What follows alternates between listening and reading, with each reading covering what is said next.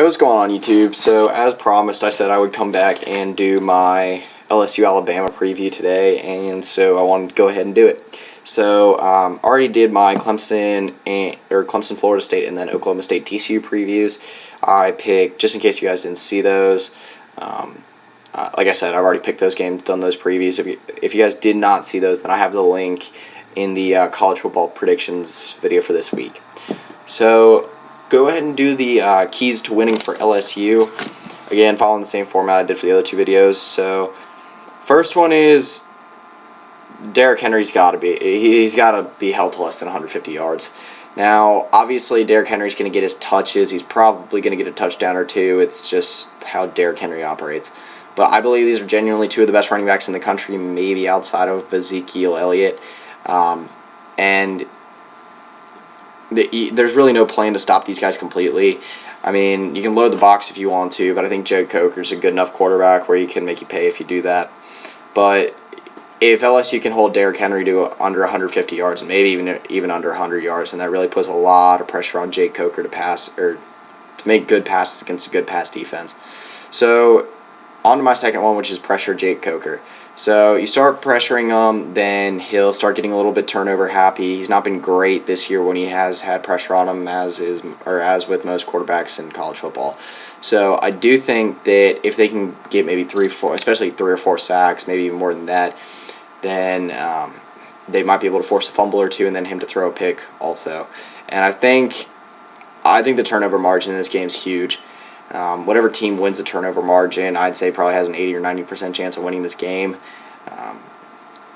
Both teams are pretty evenly matched, run-heavy teams that are definitely past second. Both teams do have weapons at wide receiver, but their running backs are the focal point of their team, and their defenses can step up when needed. So third one for LSU is Brandon Harris has to have more than 200 yards and 2 touchdowns. Now, this is assuming that Alabama is able to stop Leonard Fournette, or at least kind of stop him as much as you can. And that Brandon Harris has to pass a little bit, especially on third down.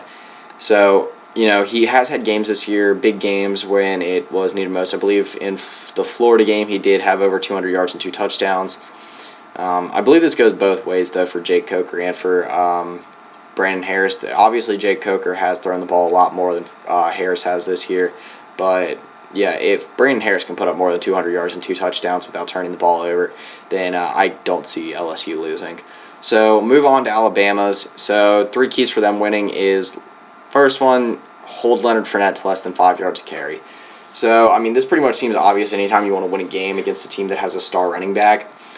But it's especially crucial for this because if they can hold Fournette, I'd say to even maybe under 4 yards a carry. I don't know if that's really possible, but if they can, then that forces Brandon Harris to throw the ball, and that's a pretty good strategy in beating LSU, to force Brandon Harris to throw the ball. So I do think that Alabama has the ability to do it, but the ability to do it and then stopping the actual best running back, if not the best player in all of college football, is a different thing. So move on to my second one, which is Jake Coker has to have less than 2 turnovers. So, like I said, I think the turnover margin is huge in this game, and if Jake Coker is able to, maybe hold it to only 1 turnover and the rest of the offense doesn't turn it over, then I think Alabama puts themselves in great position to win this game. And not much more to say than that. So move on to the third one. I think Alabama has to have at least a 7-point lead heading into the fourth quarter.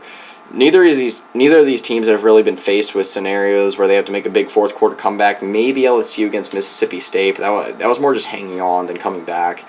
Most of these both these teams really haven't had games that have come down to the wire outside of maybe 1 or 2 games. So they really haven't been faced with this kind of adversity yet. I'd say for LSU, really all they had was the Florida game and then the Mississippi State game. And even the Florida game, it was, again, more of them hanging on and trying to prevent Treon Harris from driving at the last second than them actually coming back. And then for Alabama, it was trying to come back against Ole Miss, but didn't happen. And Alabama, off the top of my head, I can't think. I mean, they beat A&M real bad. They beat Georgia real bad. I can't think of any other games where it's come down to the last second. I think this game is definitely going to be that. And I think whatever team is able to head into the last 5 minutes with a 7-point lead is definitely going to be the team that wins this game. Alright, so those are my 3 keys for each team. So my prediction for this game is LSU to win. Now, I get the game's in Bryant-Denny right now. Alabama's about a 7-point favorite. They got a very, very favorable ranking in the college football playoff, so they do have a lot of hype heading into this weekend. But I just don't think Alabama's going to win this game. I think that LSU's just too. I think that Fournette's too much. I think that Brandon Harris can play well if need be. I think their defense is good as well. And I also think that Alabama's going to underestimate them just a little bit. Now, that sounds weird because it's the biggest game on their schedule this year, but I don't know. I just feel like Alabama's been playing so well last couple weeks, it's going to fall off a little bit. And, I think it'll be a 3-4, at max 6 or 7 point game. But I do have LSU as the winner. So, yeah, that's pretty much it. Oh, and one more thing. For Alabama, their special teams has been horrid this year, and that has cost them against LSU before. So, I think that could be a problem again. But, yeah, like I said, LSU is my predicted winner. And, yeah, that's pretty much it. So, yeah.